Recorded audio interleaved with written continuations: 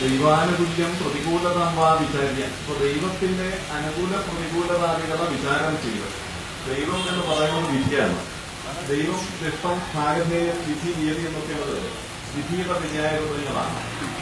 അപ്പൊ ആ വിധിയെ വേണ്ടത്ര വിചാരം ചെയ്ത്, ഈ വിധി എന്നുള്ളത് സ്വമേവ കർമ്മ ദൈവാഖ്യ വിധി ദേഹാന്തരത്തിൽ ആർജിക്കപ്പെട്ടതായ സ്വകർമ്മങ്ങളെയാണ് വിധി എന്ന് പറയുക.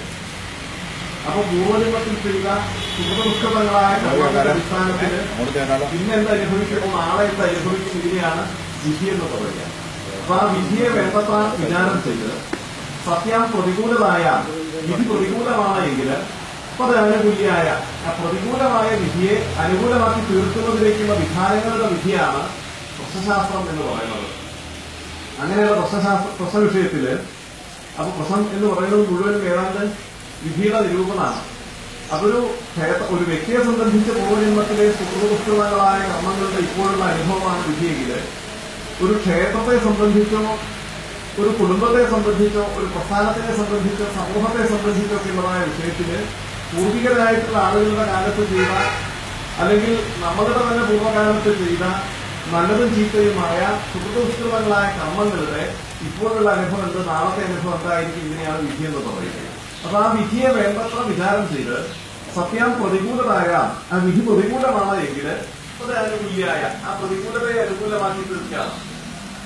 അപ്പൊ അവിടെ ആ വിധിയുടെ നിരൂപണത്തില് പിന്നെ സർവേശ്വരാണ് വിഷ്ണുനിത്യം സാന്നിധ്യമസ്മാർജിച്ച ഏനുകൂലെ പ്രായോനുകൂല സകലസ്ഥദേവാത്ത പ്രാതികൂലേ സമിതാനുകൂല. സർവേശ്വര കാലഘട്ടവും ജ്ഞാനത്തിൽ കൽപ്പിച്ചു. സർവേശ്വരത്വം ജ്ഞാനത്തിലാണ്. സർവേശ്വരൻ എന്ന് പറയുന്നത് അശക്തനാനാം ശക്തനാനാം വൈരുപ്യം ശരണൈശിനാം അശ്നുതേ പരിഹർത്തും യസ് സർവേശ്വര ഈ വിധ.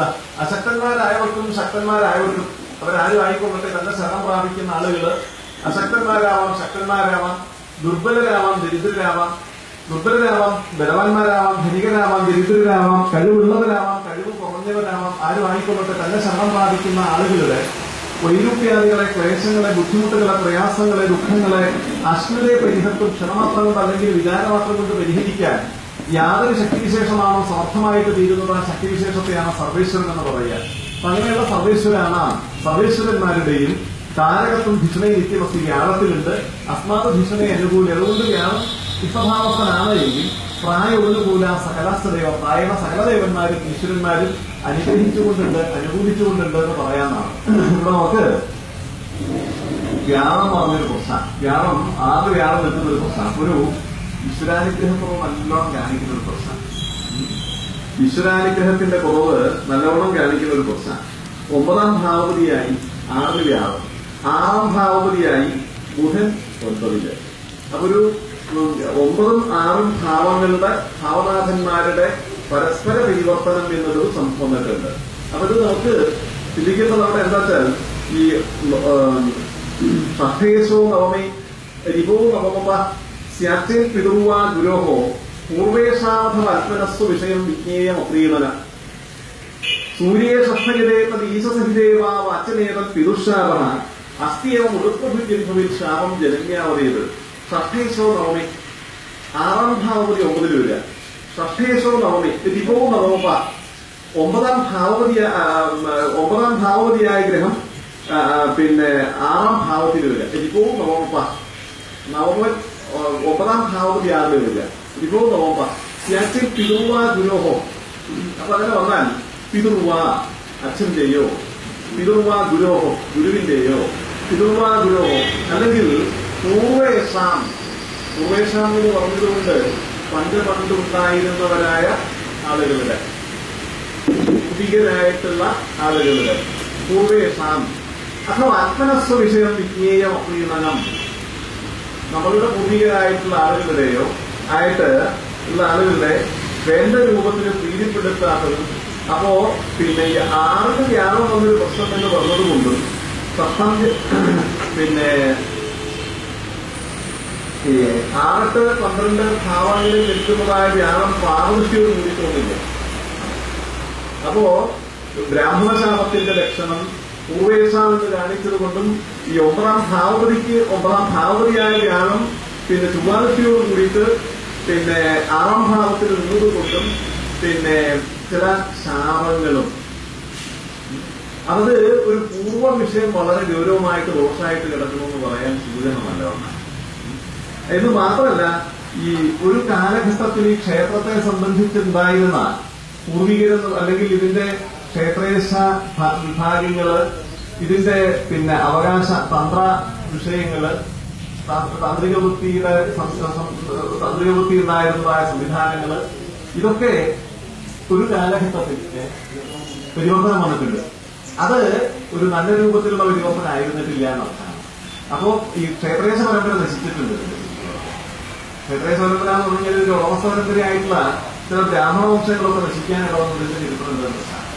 ഇത് മാത്രമല്ല, പിന്നെ ഈ ആചാര്യ പരമ്പരയും പിന്നെ ഈ പറഞ്ഞ പോലെ ഇക്കാലഘട്ടത്തിൽ മാറ്റം വന്നു പോയതായ ചരിത്രവും ഇതിന് മാറ്റം വന്നിട്ടുണ്ട് എന്നൊക്കെ പറയുന്നതിലേക്ക് ലക്ഷണം സൂചിപ്പിക്കുന്നുണ്ട്. കാരണം ഇവിടെ 12ാം ഭാവത്തിൽ കൂടിയാണ് 12ാം ഭാവത്തിലേക്ക് ഭാവതിയായ ഗ്രാമത്തിന്റെ ദൃഷ്ടിയും ഭാവതിയായ ഗ്രഹരാശിയും വരികയൊക്കെ ചെയ്യുന്ന സമയത്ത് പിന്നെ ക്ഷേത്രേശ പരമ്പരയും തന്ത്രപരമ്പരയ്ക്കൊക്കെ മാറ്റം വന്നതായ ചരിത്രം ഒരു തരത്തിൽ നോക്കിക്കഴിഞ്ഞാലുണ്ട്. തന്നെയല്ല, ഈ ക്ഷേത്രേശ സ്ഥാനവതിയായ ഗ്രഹം തന്നെ ഈ ശാപം കാണിച്ചുകൊണ്ട് നിൽക്കുക. ഷർത്തേന്ദ്രഷ്ടമ സംസ്ഥിതോ ഇതിഗുരുപ്പാവാന്യതോ വീക്ഷിതോ ദേവബ്രാഹ്മണ പൂർവ്വവൈരമുദിതം ശാപം വിതൃണാം ഗുരോഹം തേഷാം ഭാവതിൽ ഗുരുഖരയുത കേന്ദ്രേധമാനാശകൃത്ത് ദാരിദ്ര്യാത്മക വിത്തഹാനി പിതൃകോ ഭൂദേവ ഹത്യാദയ ഷർത്തേന്ദ്രഷ്ടമ സംസ്ഥിതോ ഇതിഗുരു 6-12 ഭാവങ്ങളിലായിട്ട് വ്യാഴം വരികയും ഷർത്തേന്ദ്രഷ്ടമ സംസ്ഥിതോ ഇതിഗുരു പാവാന്യതോ വീക്ഷിതോ പാപദൃഷ്ടി പാപയോഗാദികൾ ഉണ്ടാകും. ചൊവ്വയുടെ ദൃഷ്ടിയാണ് ആലോചിക്കുന്ന പിന്നെ വ്യാഴത്തിന് ചൊവ്വയുടെ ദൃഷ്ടിയാണ്. ക്ഷത്രേന്ദ്രഷ്ടമ സംസ്ഥിതോ ഇതിഗുരു പാപാന്യതോ വീക്ഷിതോ ദേവബ്രാഹ്മണ പൂർവ്വവൈരമുദിതം ശാപം പിതൃണാം ഗുരോഹം. ദേവബ്രാഹ്മണ പൂർവ്വവൈരമുദിതം ശാപം, ദേവന്മാരുടെയും ബ്രാഹ്മണരുടെയും പൂർവ്വവൈരവും അതുഹേതുവായുണ്ടായിട്ടുള്ള ശാപങ്ങളും പൂർവ്വവൈരമുദിതം ശാപം പിതൃണാം ഗുരോഹം, പിതൃക്കളുടെ ശാപം ഗുരുക്കന്മാരുടെ ശാപം പിതൃണാം ഗുരോഹം തേഷം ഭാവത്തിൽ ഗുരു ഖലയിത കേന്ദ്രേധമാ നാശകൃത്ത് ദാരിദ്ര്യാത്മക വിത്തഹാനി പിതൃകോ ഭൂദേവ ഹത്യാദയ എന്നൊക്കെ കാണിച്ചതുകൊണ്ടും ഈ ചില മറ്റേ ഈ ക്ഷേത്രേശ പാരമ്പര്യത്തിൽ ബന്ധപ്പെട്ടതായ പൂർവിക പരമ്പരകളുടെ നാശവും അവരുടേതായ ചില ശാപവിധങ്ങളും അസ്വസ്ഥതകളും ഈ ക്ഷേത്രത്തിന്റെ വളർച്ചയ്ക്കും വികാസത്തിനും ചൈതന്യത്തിന്റെ ഉയർച്ചയ്ക്കുമൊക്കെ ശ്രേയസിനൊക്കെ പ്രതിബന്ധമായിട്ട് അല്ലെങ്കിൽ വിഘാതമായിട്ട് വന്നു ചെയ്തതോട് സൂചിപ്പിക്കുന്നതാണ് ലക്ഷണം. പറഞ്ഞതിന്റെ താല്പര്യം മനസ്സിലായി. ഏതോ കാലഘട്ടത്തിൽ ഉണ്ടായിരുന്ന ഒരു പൂർവ്വ പരമ്പരകൾ നശിക്കാൻ ഇടവന്നിട്ടുണ്ട്. അതിലുള്ള ചില ശാപദുരിതങ്ങളാണ് ഈ അടിസ്ഥാനപരമായിട്ടൊരു പ്രതിബന്ധത്തിന്റെ മുഖ്യമായ കാരണമെന്ന് സൂചിപ്പിക്കുന്നുണ്ട് എന്നാണ്. 1. 2, ഈ ശിവനെ സംബന്ധിച്ചിടത്തോളം, മഹാദേവനെ സംബന്ധിച്ചിടത്തോളം ഈ ചൈതന്യത്തിന് ഒരു കാലത്ത് നാശം വരില്ല. അത്ര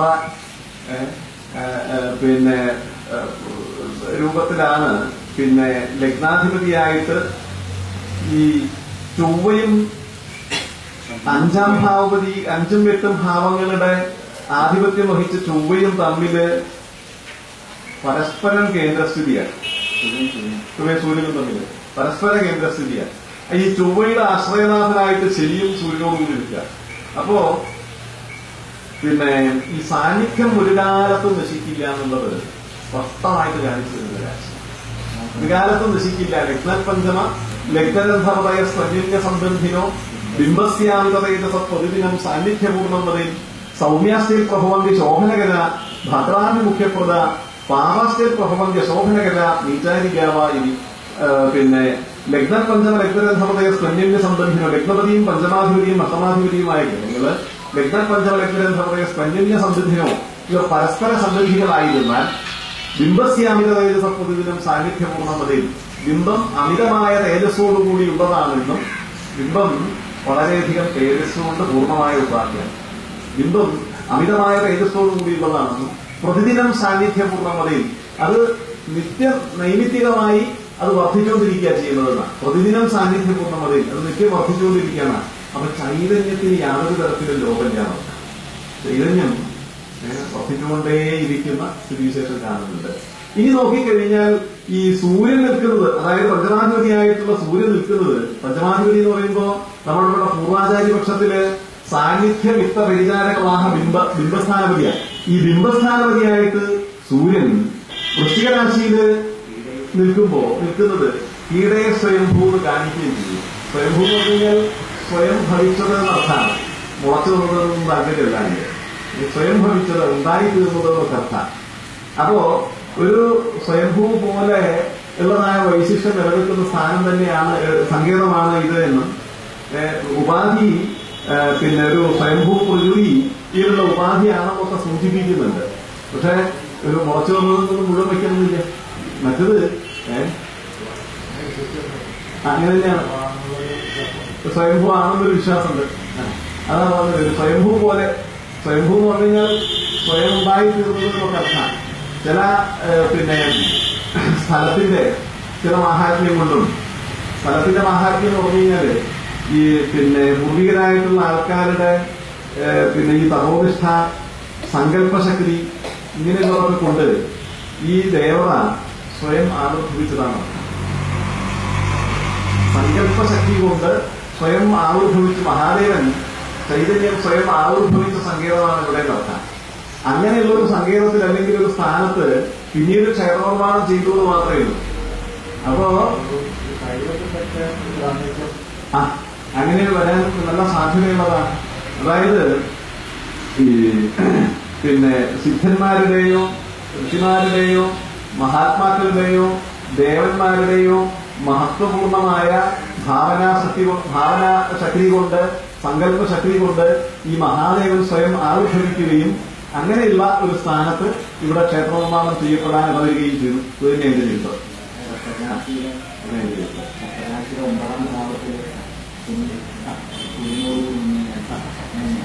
അത് ശരിയാണ്. പിന്നെ അതെ അതെ അതെ അതെ നവമേ മന്ദസംയുക്തേ വൈകുണ്ഠാകാരോമര രാജ്യസ്ഥിത്വ മഹിംഭുക്വ പുനഃസത്രൈവ ഗച്ഛതി എന്നും പിന്നെ നവമഭവന സംസ്ഥയെ മന്ദഗന്യീരത്തെ ഭവതി നരവയോഗേ ദീക്ഷിത പാർത്ഥിവേന്ദ്ര. നവമഭവന സംസ്ഥ 9ാം ഭാഗത്തിൽ സ്ഥിതി വരിക അന്യീയ ദൃഷ്ടി എന്നുള്ള ഒരു വിഷയം. നവമേ മന്ദസംയുക്തേ വൈകുണ്ഠാചാരിതോമര രാജ്യസ്ഥിത്വ മഹിംഭുക്വ പുനഃസത്രൈവ ഗച്ഛതി. എന്തായാലും ഒരു ശൈവ അല്ലെങ്കിൽ ഒരു പിന്നെ എന്താ ശിവഭക്തനായ ശിവസിദ്ധനായ ഒരു വ്യക്തിയുടെ സങ്കല്പശക്തി അത് ഒന്നൊന്നും വയ്ക്കണ്ട. അനവധി സിദ്ധന്മാരുടെ ഒരു ചരിത്രമൊക്കെ ഉണ്ടായിപ്പോയിരുന്നിട്ടുണ്ടാവാൻ ഈ സ്ഥലം. അപ്പോ അതിലൊരു മഹാസിദ്ധനായ ഏതോ ഒരു വ്യക്തിയുടെ പിന്നെ സങ്കല്പശക്തിയാണ് ഈ മഹാദേവന്റെ ആവിർഭാവത്തിന് കാരണമായതെന്ന് സൂചിപ്പിക്കുന്ന ഗൃഹസ്ഥിതി പൂർണ്ണ. അതുകൊണ്ട് ഒരു കാലത്തും ഈ ബിംബോപാധിയിൽ നിന്ന് ചൈതന്യം നശിക്കില്ല. ബിംബോപാധി ഇനിയിപ്പോ മറ്റേ പൂജ മുട്ടിക്കിടന്നു, അല്ലെങ്കിൽ പിന്നെ പൂജിക്കാനാവില്ലാണ്ടായിപ്പോയി, ക്ഷേത്രം മുഴുവനും നശിച്ചു പോയി എന്നൊന്നും വന്നാലും ഇതിന്റെ ആ ശക്തി ഉണ്ടല്ലോ, ആ ബിംബത്തിന്റെ ശക്തി ഉണ്ടല്ലോ, ബിംബത്തിലെ ആ തേജസ് ഉണ്ടല്ലോ. കാരണം ഈ തന്ത്രം എന്ന് പറയുന്നത് പിന്നെ ഒരു നിർജീവമായ അഥവാ ഒരു അചേതനമായ വസ്തുവിലേക്ക് എങ്ങനെയാണ് ഈ ചൈതന്യം പകർന്നു കൊടുക്കുക എന്നുള്ളതിന്റെ ഒരു രസതന്ത്രമാണ് അല്ലെങ്കിൽ ഊർജതന്ത്രമാണ് വാസ്തവത്തിൽ എന്ത് ഈ തന്ത്രശാസ്ത്രം എന്ന് പറയുന്നത്. അചേതനമായ വസ്തുവിലേക്ക് എങ്ങനെ ചേതനയെ സംക്രമിപ്പിക്കാം, എങ്ങനെ ചേതനയെ കൊണ്ടുവരാം എന്നുള്ളതിന്റെ ഒരു ശാസ്ത്രമാണത്.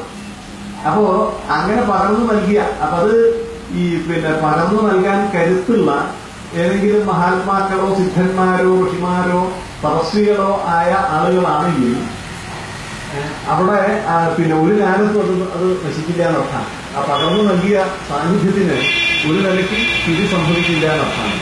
അപ്പൊ ഇവിടെ കണ്ടാൽ അങ്ങനെയുള്ള എന്തോ ഒരു സ്ഥാനത്ത് നിന്ന് പകർന്നു നൽകിയ പിന്നെ ആ പിന്നെ പകർച്ച വാസ്തവത്തിൽ ഒരു കാലത്തും ഇത് നശിക്കാത്ത വിധത്തിൽ ഇതിനെ നിലനിർത്തുന്നതായ ഒരു സ്ഥിതി ഉണ്ടാക്കിക്കൊണ്ടേയിരിക്കുന്ന അർത്ഥാണ്.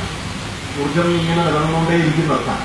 എത്രയോ കാലങ്ങൾ നിലനിൽക്കുന്നതിലേക്കുള്ള ഊർജം ശേഖരിക്കപ്പെട്ട് കഴിഞ്ഞു എന്നർത്ഥം. ഏത് ഈ ഉപാധിയിൽ നിന്നർത്ഥം. അതുകൊണ്ട് ഇതൊരു കാലത്തും നശിക്കില്ല, ഒരു കാലത്തും നാശം വരുന്നില്ല. അതാണ് ലഗ്നപഞ്ചമ ലഗ്നരന്ധമതയ അന്യന്യ സമൃദ്ധിയോ അന്യന്യ സമൃദ്ധികളായിരുന്നാൽ തദ്ദൃഷ്ടി തത്സഹത്വം സതീയ ഭവനസ്ഥിതി പദംശകസ്ഥിതി സസ്യദുജാനസ്തത്വം ഈ പഞ്ചപ്രധാന സന്ദർഭ ഏതാനാം സർവസമ്മത എന്നും രാശോസ്ഥിതി നിഹോയോഗു ദൃഷ്ടികേന്ദ്രേഷു സംസ്ഥിതി ത്രികോണൈവ പഞ്ചപ്രകാരവും ബദ്ധീരിത എന്നും പറയപ്പെടുന്ന പഞ്ചബന്ധങ്ങളിൽ ഈ ലഗ്നവചനമാർക്ക് പരസ്പര സംബന്ധം പൂർണ്ണമായതുകൊണ്ട് പ്രതിദിനം സാന്നിധ്യപൂർവ്വം പറയുന്നു. നിത്യനൈമിത്തികമായിട്ട് അതിങ്ങനെ വർദ്ധിച്ചുകൊണ്ടേയിരിക്കുന്നു എന്ന് മാത്രമല്ല, ഈ അങ്ങനെ വരുമ്പോൾ പിന്നെ എന്താ സുഖം, എന്താ പ്രശ്നം, എന്താ സാന്നിധ്യം ഉണ്ട് എന്നുണ്ടെങ്കിൽ പിന്നെ എന്താ വിഷയം എന്താ ഉള്ളത്? ആ സാന്നിധ്യം നമ്മുടെ ഏതൊരു മഹാത്മാക്കളാണെങ്കിലും സിദ്ധന്മാരാണെങ്കിലും ഋഷിമാരാണെങ്കിലും അല്ലെങ്കിൽ നമ്മളുടെ പൂർവികരാണെങ്കിലും ഒരു ദേവതയെ അഥവാ ഒരു ക്ഷേത്രം അഥവാ ഒരു സങ്കേതത്തിൽ ഒരു ഉപാധിയിൽ ഒരു ദേവതയെ അല്ലെങ്കിൽ ഒരു ചൈതന്യത്തെ പകർന്ന് നൽകി അത് ഇവിടെ നിലനിൽക്കാൻ സഹായകമായ രൂപത്തിലുള്ളതായ സംവിധാനങ്ങളൊക്കെ ചെയ്ത് ആചരിക്കുന്നതിന്, ആചരിച്ച് സേവിച്ചു പോരുന്നതിന് ഒരു ഉദ്ദേശം ഉണ്ടാവും. അതാണ് ഈ ദേവേ സുഭക്തജനതാന് ജിഗൃക്ഷയാം അർച്ചോപാധോ സദാ നിയതസന്നിധി മാതുധാനി ശ്രേയ. ദേവേ സുഭക്തജനതാന് ജിഗൃക്ഷയാം, സ്വഭക്തന്മാരെ അനുഗ്രഹിക്കുന്നതിന് വേണ്ടിയിട്ടാണ്. സ്വന്തം ഭക്തന്മാരെ അനുഗ്രഹിക്കാൻ ഒരൊറ്റ ധർമ്മമാണ് ദേവനുള്ളത്. അപ്പോ വേറൊരു ജോലിയില്ല, വേറൊരു ഡ്യൂട്ടി ഇല്ല ആർക്ക്? മഹാദേവന്. സ്വഭക്തജനതാന് ജിഗൃക്ഷയാം, സ്വഭക്തന്മാരെ അനുഗ്രഹിക്കാൻ ഒരൊറ്റ ഡ്യൂട്ടിയുള്ളൂ. അത് എവിടെയാണെങ്കിലും ഈ സ്ഥൂലോപാസനകളൊക്കെ ഇതൊക്കെ അർത്ഥമാണ്. അതായത് ഭക്തന്മാരെ അനുഗ്രഹിക്കാൻ ഒരൊറ്റ ധർമ്മയുള്ളൂ, വേറെ യാതൊരു ധർമ്മമില്ല. അപ്പോ സ്വഭക്തജനതാന് ജിഗൃക്ഷയാണ്, ഭക്തന്മാരെ അനുഗ്രഹിക്കാമെന്നുള്ള സങ്കല്പത്തോടുകൂടി ജിഗൃക്ഷയ അർച്ചോപാധോ സദാ നിയതസന്നിധി മാതുധാനി ശ്രേയ. ഈ അർച്ചയാകുന്ന അല്ലെങ്കിൽ വിഗ്രഹമാകുന്ന ഉപാധിയിൽ ഈ ദേവനെ കുടികൊള്ളിച്ച് ആരാധിച്ച് സേവിച്ചു വരുമ്പോ ആ ദേവൻ ഭക്തന്മാരെ പരിപൂർണമായി അനുഗ്രഹിച്ചുകൊണ്ട് ആ ബിംബമാകുന്ന ഉപാധിയിൽ നിലനിൽക്കുന്നുവെങ്കിൽ അത് അതോടുകൂടി ബന്ധപ്പെട്ട സമൂഹങ്ങൾക്കും ജനപദങ്ങൾക്കും ക്ഷേത്രേശന്മാർക്കും ക്ഷേത്രനിധികൾക്കും ഒക്കെ ശ്രേയസ്സിന് കാരണമായിട്ട് വരും, സമ്പത്തിന് കാരണമായിട്ട് വരും. സമ്പത്തെന്ന് പറഞ്ഞുകൊണ്ട് ധനം അർത്ഥമല്ലാത്തോ എല്ലാ വിധത്തിലുള്ളതായ ഐശ്വര്യങ്ങൾക്കും അത് കാരണമായിട്ട് വരും. എന്നാൽ ഈ അങ്ങനെ സാന്നിധ്യപ്പെടുത്തി ആരാധിച്ചു വരുന്നതായ ദേവതയും അനുഗ്രഹിക്കുന്നില്ല എങ്കിൽ, അതിന്റെ അനുഗ്രഹത്തിലേക്ക് ക്ഷയം സംഭവിക്കുകയാണെങ്കിൽ ദുഃഖവിധ ആ സാന്നിധ്യത്തിന് മന്ത്രവിധിപ്രകാരം സ്ഥാപിക്കപ്പെട്ടതായ ബിംബം, ശ്രീകോവില്, മന്ത്രം, മറ്റ് ഉപാധികളിൽ ഏതെങ്കിലും തരത്തിലുള്ളതായ വൈകല്യങ്ങളോ ജീർണതകളോ സംഭവിക്കുകയാണ് എങ്കിൽ അത് ദുഃഖവ്യഥാചിൽ വിപതയെ സാന്നിധ്യത്തിൽ ദുഃഖം സംഭവിക്കുമെന്നും അത് പല വിധത്തിലുള്ള ആപത്തിന് കാരണമായി തീരുന്നതാണ്. ദുഃഖവ്യഥാചിൽ വിപതയെ തഥാചിൽ സുസ്ഥൂപദേവയെ ഇത് സംബന്ധിച്ചാൽ സുസ്ഥിതിയിലുള്ള ദേവൻ സമ്പത്തിനെ ഉണ്ടാക്കുമ്പോ ദുഷ്ടനായ ദേവൻ ആപത്തിനെ ആപത്തുണ്ടാക്കും എന്ന് പറഞ്ഞാൽ ദേവന്റെ അനുഗ്രഹങ്ങൾ ചെയ്യിക്കുക എന്ന് പറഞ്ഞാൽ ഇവിടെ ആപത്തുകൾക്ക് കാരണമായിട്ടില്ല. അപ്പൊ ഇവിടെ നമുക്ക് ഈ പ്രശ്നത്തിന്റെ ഒരു പ്രധാന ഉദ്ദേശം പറയുന്നത് ഇന്നത്തെ ഈ അനുഗ്രഹിക്കുക എന്നുള്ള ധർമ്മത്തോടുകൂടി കുടിവെച്ച് ആരാധിച്ചു വരുന്ന ദേവൻ എന്നുള്ള ദേവി ഭക്തന്മാരെ അനുഗ്രഹിക്കുന്നുണ്ടോ അനുഗ്രഹിക്കുന്നത് മാത്രമാണ് നമുക്ക്. അപ്പൊ ഇവിടെ സാന്നിധ്യപൂർണ്ണമാണെന്ന് കണ്ടു. എന്നാൽ അതിന്റെ അനുഗ്രഹപൂർണ്ണതയെ സംബന്ധിച്ച് വിലയിരുത്തുന്നതിലേക്കാണ് സൗമ്യാനാമുദയസ്ഥവൃത്തി. എല്ലാ ശുഭഗ്രഹങ്ങളും വ്യക്തഭാവത്തിലോ യഥാഭാവത്തിലോ ആയിട്ട് വരണം. അപരാജാര്യസ്തുതിഭാവി വിശിഷ്ടിയായിരിക്കണം. ഗ്രഹങ്ങള് പിന്നെ മറ്റു ഗ്രഹങ്ങള് പാപഗ്രഹങ്ങള് അവർക്ക് അനുവാദമായ ഭാവങ്ങളിൽ നോക്കണം. അങ്ങനെ പറഞ്ഞാൽ ദേവസ്വരഗ്രഹം അവിടെ പ്രദർശിച്ച് ആരാധിച്ച് ജീവിച്ചു വരുന്ന ദേവനഭവാ ദേവി പൂർണ്ണമായിട്ടും ഭക്തന്മാരെ അനുഗ്രഹിച്ചുകൊണ്ട് ആ ബിംബമാകുന്ന ഉപാധിയിലുണ്ടെന്ന് പറയണം. അപ്പൊ ആ ഒരു ലക്ഷ്യം നമുക്കുള്ള ഒന്നില്ല എന്ന് പറഞ്ഞാൽ ജ്ഞാനം തന്നെ അനിഷ്ടഭാവത്തിലില്ല വന്നിരിക്കുന്നത്. അപ്പൊ പരാജാര്യത്തിന് ശിക്ഷണേ ഭാവം തുറന്നുകൊണ്ട് വ്യാഴം ഭക്തിപ്രധാനത്തിനായിട്ട് വരണം എന്നുള്ളതിന്റെ അടിസ്ഥാന നിയമമാണ് ഇതിന് പ്രധാനമായിട്ട് മുന്നിൽ പറഞ്ഞ വിഷയം. അപ്പൊ അതുപോലും നമുക്ക് വന്നിട്ടില്ല. ഇത് മാത്രമല്ല, സൗമ്യാനാമയെ സൃഷ്ടിക്കുന്നത് വന്നിട്ടില്ല, അമരാചാര്യ ഭാവി എന്നുള്ളത് വന്നിട്ടില്ല, എന്ന് പറയുന്നത് വന്നിട്ടില്ല, ഒരു തല വന്നിട്ടില്ല. അപ്പൊ അങ്ങനെ വരുന്നത് കൊണ്ട് ഒരു ഭക്രാനുഗ്രഹപ്രദമായ രൂപത്തിലാണ് ആ ചൈതന്യകല വർദ്ധിക്കുന്നത് പറയാൻ ലക്ഷണമില്ല. സാന്നിധ്യം പോകണം, അനുഗ്രഹകല പോകണം. പക്ഷെ അതിന്റെ അനുഗ്രഹകലയ്ക്കാണ് ക്ഷയം. മറ്റൊരുമ്പോ ആ അനുഗ്രഹകലയുടെ ക്ഷയം നമുക്ക് പല വിധത്തിലുള്ള ദോഷങ്ങൾക്കും അർത്ഥങ്ങൾക്കും അസ്വസ്ഥതകൾക്കും ദുരിതങ്ങൾക്കും ഞാനായിത്തീരുന്നു. ഇത് മാത്രമല്ല, ഇവിടെ ഈ സാന്നിധ്യത്തെ സംബന്ധിച്ച് ചിന്തിക്കുന്ന സമയത്ത്, അഥവാ ഒരു സാന്നിധ്യം വളരെ പരിപൂർണമായി അസാധാരണമായ വിധത്തിൽ ചൈതന്യത്തോടുകൂടി വസ്ത്രത്തോടുകൂടി നിലനിൽക്കുന്ന സമയത്ത് അതിന്റെ അനുഗ്രഹം നമ്മളെ സംബന്ധിച്ച് ഉണ്ടാവില്ല എന്ന് പറഞ്ഞാൽ എന്താ ചിന്തിക്കും ആത്മത്തിൽ ഇരിക്കുന്നത്? ഇപ്പോ 500 വാട്ടിന്റെയോ 1000 വാട്ടിന്റെയോ ഒരു ബൾബ് പ്രകാശിച്ച് നിൽക്കുന്നുണ്ട്. പക്ഷെ ആ പ്രകാശം നമുക്ക് കിട്ടണില്ല എന്ന് പറഞ്ഞാൽ എന്താ അർത്ഥമുള്ളത്? അത് നോക്കി അന്തരീക്ഷം പോലെയാണ്. ഇപ്പോ സാധാരണ എല്ലാ നിലയ്ക്കും ഒരു 10 മണി 10 മണിയായിരിക്കും, 10:30. അപ്പൊ ഈ സമയത്തൊക്കെ ഉണ്ടാവേണ്ട പ്രകാശമോ വെയിലോ ഒന്നും നമുക്ക് കിട്ടുന്നില്ലല്ലോ. എന്നാ സൂര്യൻ പതിവ് പോലെ പ്രകാശിക്കാവുന്നതാണെന്ന് പറയാൻ പറ്റുമോ? അത് പറയാൻ പറ്റില്ല.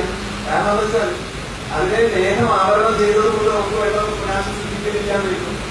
അതുപോലെ ഒരു 1000 വാട്ടിന്റെയോ 500 വാട്ടിന്റെയോ ബൾബ് പ്രകാശിച്ചു നിൽക്കുന്ന സമയത്തും അതിന്റെ പ്രകാശം നമുക്ക് അനുഭവം ആവണില്ല എങ്കിൽ അതിനെ ആവരണം ചെയ്ത് നിൽക്കുന്ന എന്തോ ചില ദോഷങ്ങളുണ്ടെന്ന് നടത്താം. അതുപോലെ എന്നോ ചില ആവരണം ചെയ്ത് നിൽക്കുന്ന ചില ദോഷഭാഗ്യങ്ങൾ ഉള്ളതുകൊണ്ട് അത് വേണ്ട രൂപത്തിൽ നമുക്ക് അതിന്റെ പ്രകാശം ഉപലബ്ധമാവാത്തതുപോലെ, ആ ചൈതന്യത്തിന്റെ അനുഗ്രഹകത ഉപലബ്ധമാവാത്തതുപോലെയാണ് ഈ സാന്നിധ്യം കരുതോടുകൂടി നിൽക്കുമ്പോഴും നമുക്കിവിടെ വേണ്ടപ്പാടിന് അനുഭവം പറയാറില്ല. അപ്പൊ ഇവിടെ നമുക്കത് പരിശോധിക്കുന്ന സമയത്താണ്, അതിന്റെ കാരണമായിട്ടുള്ള വിഷയങ്ങൾ പരിശോധിക്കുന്ന സമയത്താണ് ഈ അനുഗ്രഹകര എന്തുകൊണ്ട് പൂർണ്ണമാവുന്നില്ല എന്ന് ചിന്തിക്കുന്ന സമയത്താണ് നമുക്കിവിടെ ഈ ഈ സൂര്യൻ അഷ്ടമത്തിലാണ്, ശനി അഷ്ടമത്തിലാണ്, വ്യാഴ ആറിലാണ്. ഈ വ്യാഴത്തിന്റെ ആശ്രയവതിയായിട്ട് 6ാം ഭാവതിയായിട്ട് 9 നിൽക്കുന്നത് ബുധനാണെന്നൊക്കെ പരിശോധിക്കുന്നത്. അപ്പോ ഈ 9 4 തമ്മിലുള്ള പരിവർത്തനം ഒരു മൂർഖസ്യാനുപാതകവും ദുരിതത്തിന്റെയും സമർപ്പണാപിത പൂരോക്തിക്കുന്ന ലൈംഗികയും തലമുറയിൽ നിശ്ചിന്ന കാര്യമാണ് എന്നൊക്കെ കാണിച്ചതുകൊണ്ട് ഒരു പൂർവ്വ പരമ്പരയുടെ ചില നാശങ്ങളും അവരുടെ ചില ശാപവിധങ്ങളും ഒക്കെ കൊണ്ട് ഇത് ക്ഷയോന്മുഖമായി വന്ന ഒരു സാഹചര്യം വളരെയധികം ഉണ്ടായിരുന്നു എന്ന് കാണിക്കുകയാണ്. അവിടെ നിന്ന് ചില വളർച്ചകളും കാര്യങ്ങളും ഒക്കെ ഉണ്ടായിട്ടുണ്ടെങ്കിലും ഈ വളർച്ചയും കാര്യങ്ങളും ഒക്കെ ഭൗതിക തലത്തിൽ മാത്രമാണ്. അത് ഈ ദേവന്റെ അനുഗ്രഹ കലകളെ വർദ്ധിപ്പിക്കാൻ വേണ്ടത്ര ഉതകുന്ന സ്വഭാവത്തിലേക്ക് വന്നിട്ടില്ല എന്നതാണ്.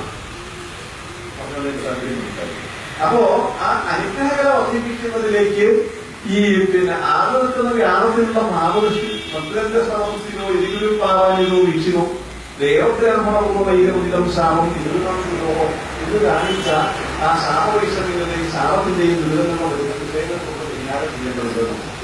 ഇവിടെ കണ്ടാൽ ഈ ഒരു മഹദേവനാരം വളരെ ഗൗരവമായിട്ട് കൊണ്ടുപോകുന്നത്, മഹദേവനാരം ഗൗരവമായിട്ട് കൊണ്ടുപോകും. ഒരു മഹത്വമായ വസ്തുവിനെ വിഷയത്തെ അപചരിക്കാന്ന് പറയുന്ന മാർഗത്തിലുള്ള ഇവിടെ ഏതോ ഒരു കാലഘട്ടത്തിൽ ഒരു മഹാത്മാവായിട്ട് വളരെ യോഗ്യനായിട്ട് ഒക്കെ ഉണ്ടായിരുന്ന ഏതോ ഒരു മഹാത്മാവിനെ തന്നെ അവതരിക്കാനുള്ള അനവധി ബ്രഹ്മാലയങ്ങൾ ഉണ്ടായിരുന്ന ഒരു കാലഘട്ടത്തിൽ എന്ന് പറയുന്നു. പ്രദേശം തന്നെ ധാരാളം ബ്രഹ്മാലയങ്ങൾ ഉണ്ടായിരുന്ന ഒരു പ്രദേശമാണ് പറയുന്നത്.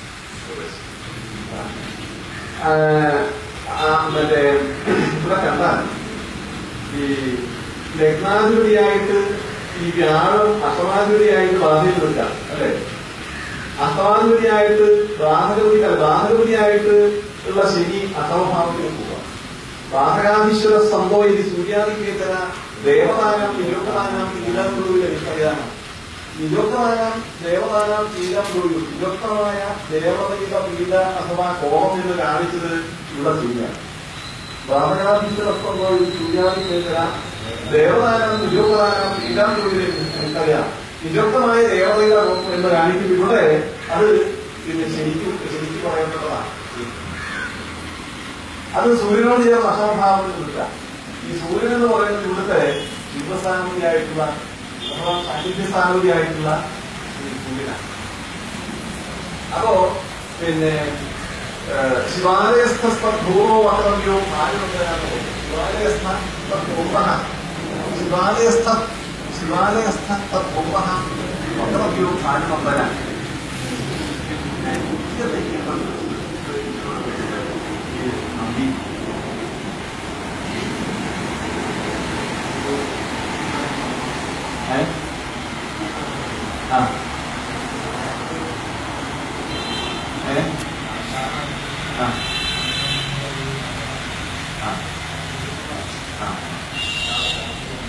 ഗോത്രിയുണ്ടായിരുന്നു.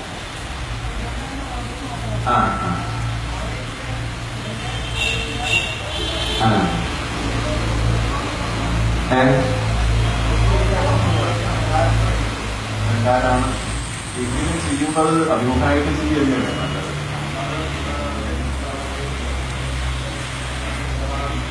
അതെ അല്ല, അത് അഭിമുഖമായിട്ടാണെങ്കിൽ കുറെ കൂടി ഭംഗിയാണുള്ളത്. ഈ നന്ദി അതിപ്പോ കാര്യം എന്താണ്, സിമന്റും വാർപ്പൊക്കെ ആയിരിക്കും അത്. അല്ലെ ഞാനല്ലേ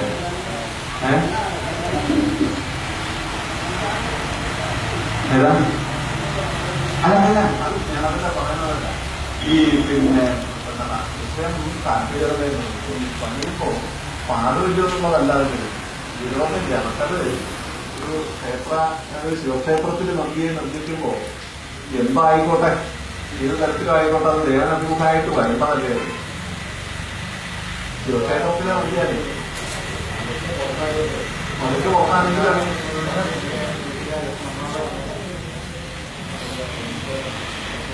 മതിലിന് പുറത്താണെങ്കിലും ഇത് ക്ഷേത്രം ഒരു മഹാക്ഷേത്രത്തിന്റെ പരിധി എന്ന് പറഞ്ഞാൽ എത്രന്നാണ് വിചാരിച്ചത് അല്ലേ.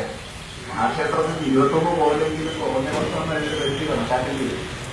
മഹാക്ഷേത്രത്തിന്റെ പരിധി അങ്ങനെ അത്രയും ആ പരിധിയിൽ നിൽക്കുന്ന ഇത് ഒരു ഉപാധി സങ്കല്പം, ഒരു സങ്കല്പം നിർമ്മിക്കപ്പെടുന്ന സമയത്ത് അത് അഭിമുഖാവുമായിരുന്നു ഭംഗിന്ന് തോന്നാൻ. അത് കണ്ടപ്പോൾ പറഞ്ഞെന്ന് മാത്രമേ ഉള്ളൂ. ഈ അതിന്റെ ഭംഗി അഭിമുഖമായിട്ട് ചെയ്യായിരുന്നു ഭംഗി എന്ന് പറയാ.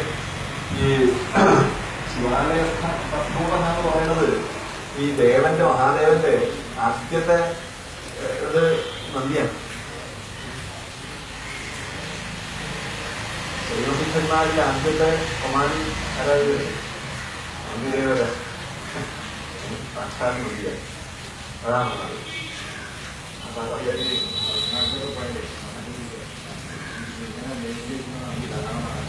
അല്ല അത് നന്നല്ല.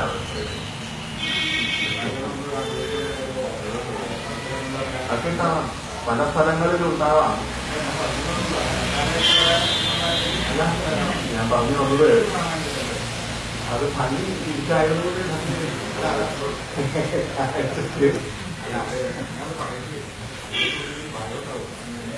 അല്ല കേരളത്തിൽ ഭയം ഉണ്ടാവും. എങ്ങനെയാണല്ലോ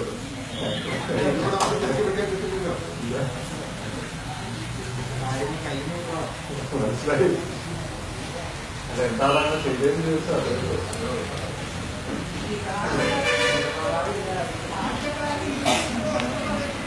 ആയിക്കോട്ടെ.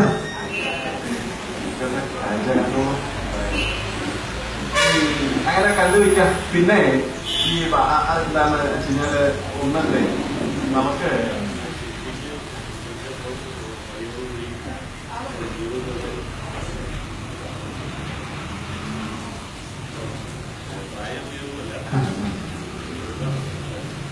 ഇതാണ് ഇങ്ങനെ ആയിരിക്കും കുറെ